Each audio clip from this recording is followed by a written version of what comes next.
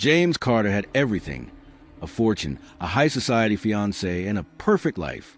But on his wedding day, an unexpected guest changed everything in an instant. The wedding was set to be flawless, an extravagant affair filled with luxury and high-profile guests. But just as James prepared to say his vows, the grand doors swung open. A young black girl stepped inside, her presence silencing the entire room. She locked eyes with James, and in that moment his world stopped. Who was she, and why did she look so much like him? Before we dive in, make sure to subscribe and hit the bell for more incredible stories. The sun cast a golden glow over the sprawling estate. Every inch of the venue screams luxury. Towering floral arrangements, crystal chandeliers, a sea of well-dressed guests sipping champagne. Cameras flash as high-profile figures arrive, their laughter blending with the soft notes of a string quartet. James Carter stands near the grand entrance, adjusting the cufflinks on his custom-made suit. He is the image of success, a man who climbed from nothing to become one of the wealthiest entrepreneurs in the city. Today, he is marrying Emily Sinclair, the daughter of an influential family. Their wedding is the event of the year, a perfect union of power and prestige. But beneath James' composed exterior, something stirs. He had loved before, deeply. Olivia Hayes, warm, genuine, unlike anyone else he had ever known. Their love had ended in heartbreak, buried under misunderstandings and the pressures of ambition. She was part of a past he had tried to leave behind. Still, he sent her an invitation. A courtesy, nothing more. He tells himself he has moved on, that today is about the future. And yet, as guests continue to arrive, a feeling gnaws at him, a whisper in the back of his mind. Something is coming, something that will change everything. James worked hard to escape his past. The long nights of struggle, the doors slammed in his face, the world telling him he was not enough. Now, he stands among the elite, a man who belongs. Or so he thought. Emily's family has never fully embraced him. They admire his wealth, but not his origins. To them, his success is an exception, not a validation. They are polite, but their words are carefully chosen, their smiles thin. They believe people should know their place. And Olivia? She does not belong in their world. James had not heard from her in years. When he sent the invitation, her response was brief. No confirmation, no details. A part of him wonders if she even received it. Another part hopes she did. As the ceremony nears, James forces himself to focus. But around him, hushed voices rise. Servants exchange quick glances. Guests lean toward one another, murmuring about someone unexpected. Then the whispers stop. The reason steps through the doors. The room stills. Every conversation, every movement halts. A young black girl, no older than 10, stands at the entrance. Her posture is poised, her gaze steady. She does not fidget, does not hesitate. She walks forward with quiet confidence, her eyes locking onto James. A strange chill runs through him. He does not know her, and yet he does. The guests begin to murmur. Who is this child? Why is she here? Before James can process the questions racing through his mind, another figure steps in behind the girl. Olivia.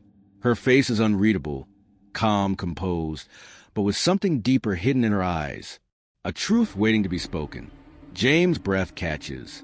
The pieces begin to connect, but his mind refuses to accept them. His world had been structured, predictable, controlled. But now, in one silent moment, everything unravels. The little girl tilts her head slightly, studying him. Then she speaks. Hello, James. Silence. Then realization. James' jaw tightens. His heart pounds.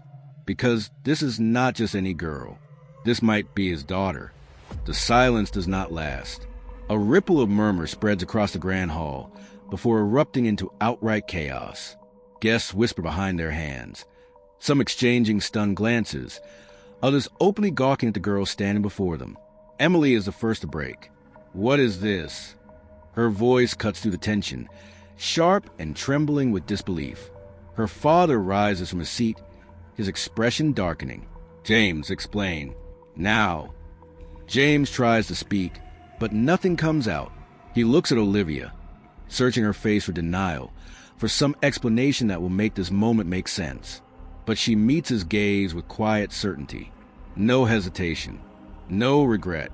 Then she says it. Her name is Amara. She is your daughter. The words hit James like a physical blow. His body stiffens, his pulse pounding in his ears. His daughter? That is impossible. He would have known. Olivia would have told him, but she didn't. His hands clench at his sides as a rush of emotions crashes into him. Confusion, disbelief, guilt. So much guilt. Had he really walked away from Olivia without knowing she carried his child? Emily steps forward, her fury unmistakable.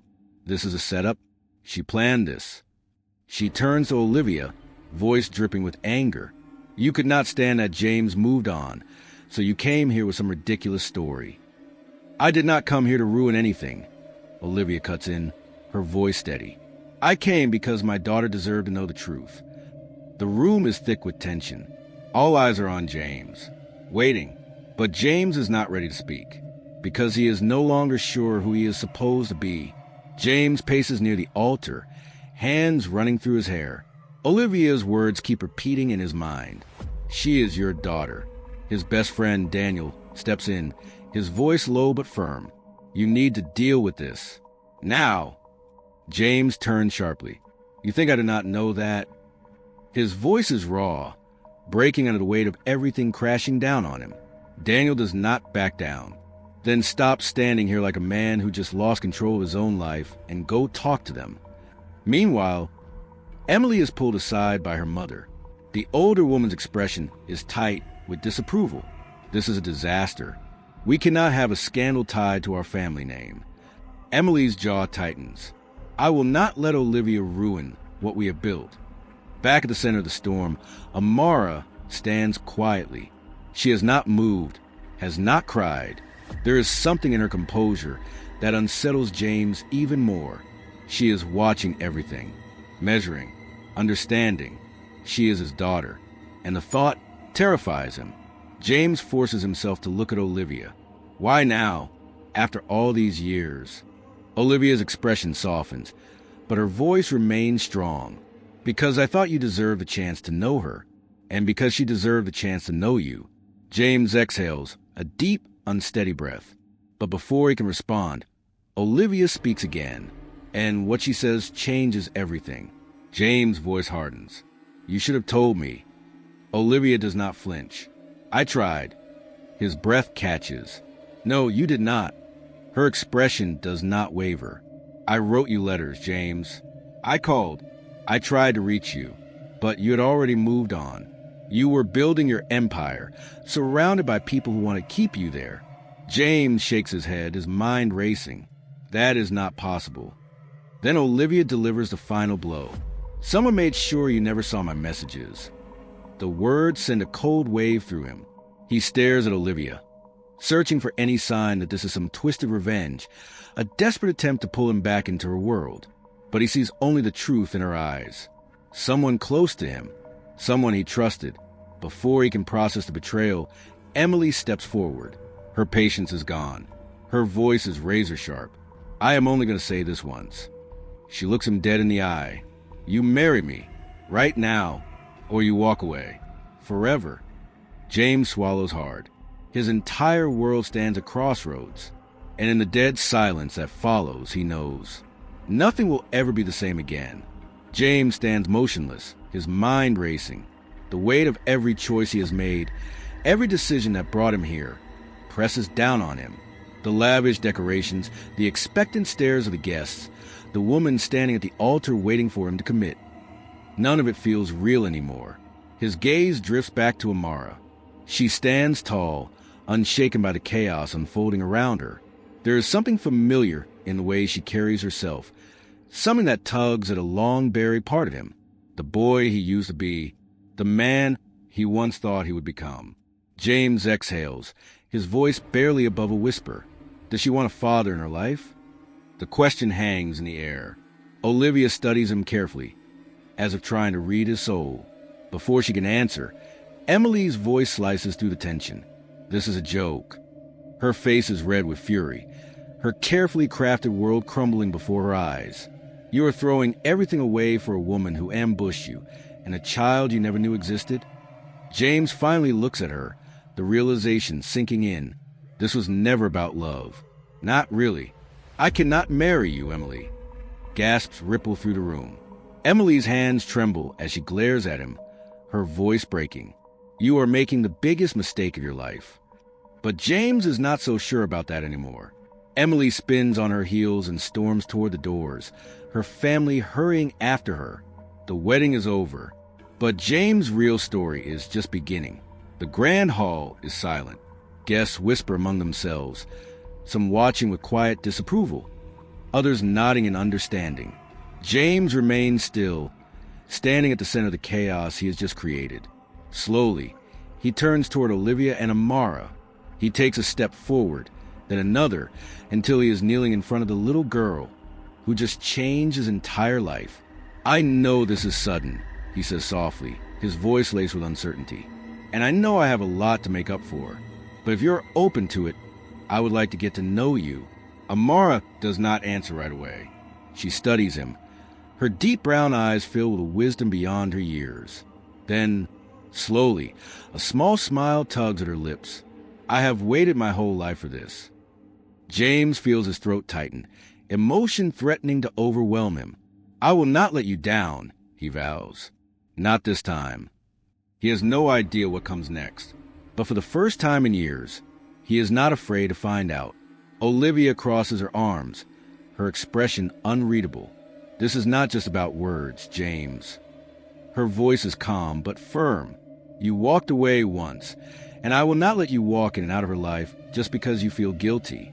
James meets her gaze, determination settling in his chest.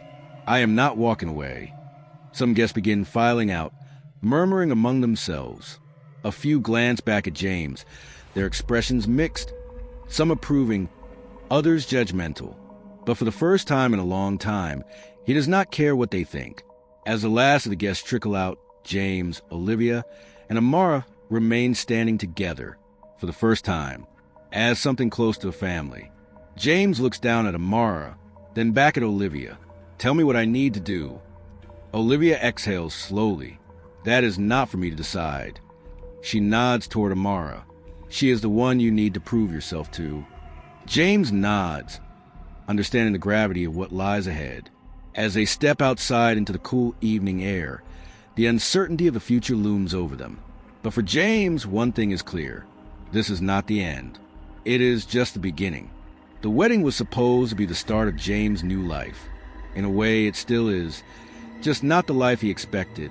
He cancels the extravagant honeymoon. The lavish getaway no longer matters. Instead, he spends his days with Amara, getting to know the daughter he never knew existed. At first, she keeps her distance, studying him the way she did at the wedding. Cautious, unsure, but James does not rush her. He listens. He learns.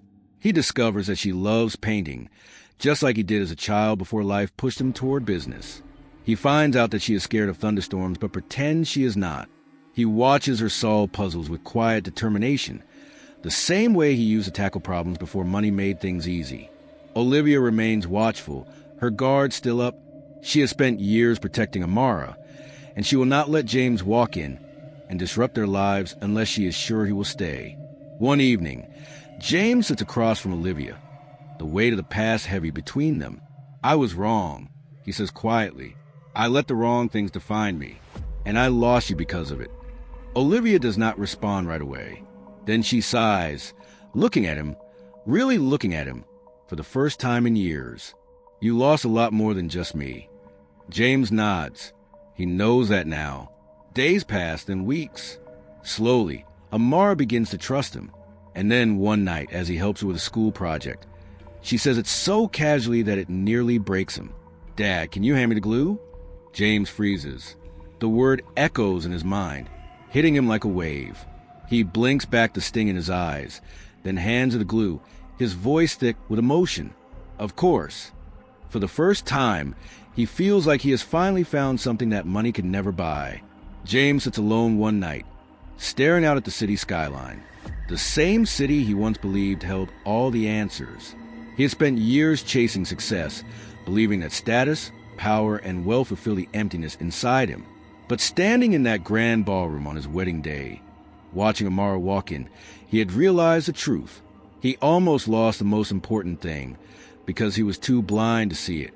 The respect of the elite, the approval of high society. It all feels hollow now. Olivia once told him that strength is not about wealth or power. It is about standing by the people who need you, even when it is hard. And Amara, his daughter, has taught him more about resilience in these few weeks than he ever learned in boardrooms and business deals. James Carter, the man who once measured his worth by his bank account, now understands something far more valuable. Redemption is not given. It is earned. Months later, James, Olivia, and Amara sit together at a small restaurant, sharing a quiet dinner. There are no flashing cameras, no reporters, no elite guests whispering about his choices. Just the three of them. Amara talks about a school project, excitedly showing James her drawings. Olivia watches, amused. James listens, hanging on to every word. For the first time in years, he feels content. Not because he has everything figured out, not because things are perfect, but because he is finally where he is supposed to be. Olivia does not promise him anything beyond co-parenting, and James does not ask for more. For now, being in Amara's life is enough. As they step outside, James instinctively reaches for Amara's hand. She does not pull away. He holds onto that small but powerful moment as they walk together, a future full of possibilities ahead of them. Because sometimes the past does not return to haunt us. Sometimes it comes back to show us what truly matters. If this story moved you, do not forget to like, comment, and share your thoughts. What would you have done in James' shoes? Subscribe now for more powerful and unforgettable stories that will keep you hooked until the very end.